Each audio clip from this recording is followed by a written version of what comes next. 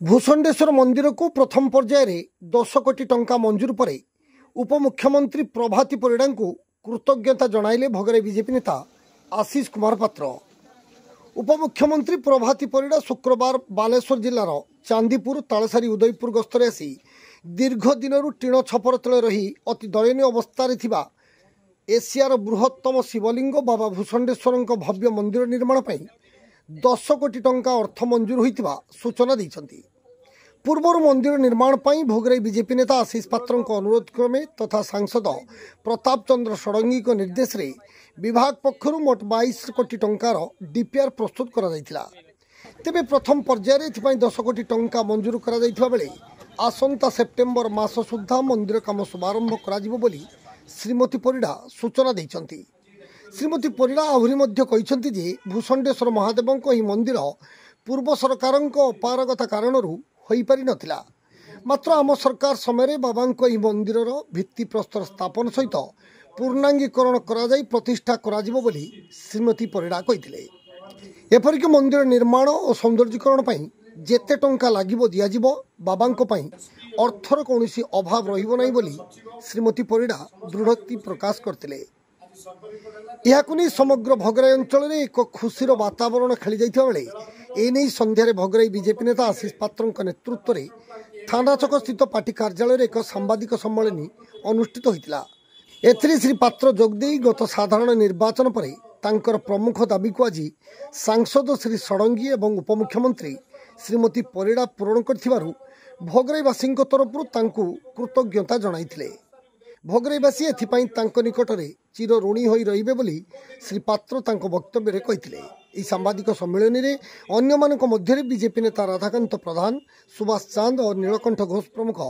बहु नेतृवृंद और कार्यकर्ता माने जोग देथिले। हमें बहुत खुशी कारण आमर जयरामपुर कुंभीरगढ़ी पंचायत जदि अवस्थित भूषंडेश्वर महादेव किंतु प्राय पाखापाखि बहुत पंचायत ये मंदिरटा भांगीदेवा फल समस्त कथा माने आलोचना पर्यालोचना चली सब आलोचना पर्यालोचना जनसाधारण मध्य गुंजन चली कि तार आज परिसमाप्ति घटी। जेहेतु प्रभाती परिड़ा महोदय आज आसी आज घोषणा कर 10 कोटी टका प्रथम पर्यायर देवे तेणु आमर भोगराईवासी निश्चित भाव में बहुत खुशी आ सबु प्रकार श्रेय देवी आमर मान्यवर लोकसभा सांसद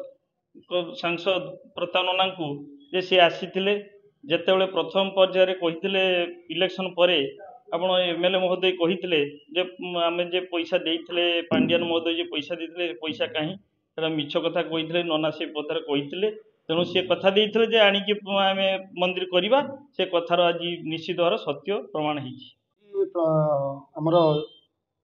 उपमुख्यमंत्री आसते प्रभाती परिड़ा आज तांकर उदयपुर तालसारी बुली समस्त जगह किंतु बड़ खुशी कथा दीर्घ दिन जो दाबी थी भूषणेश्वर मंदिर बाबद मंदिर डेभलपमेंट से 10 कोटी टंका प्रथम पर्यायर देवार व्यवस्था कर 22 कोटी टंका डीपीआर जाइए दरकार टंका जहाँ लगे से देवार व्यवस्था करी से घोषणा कर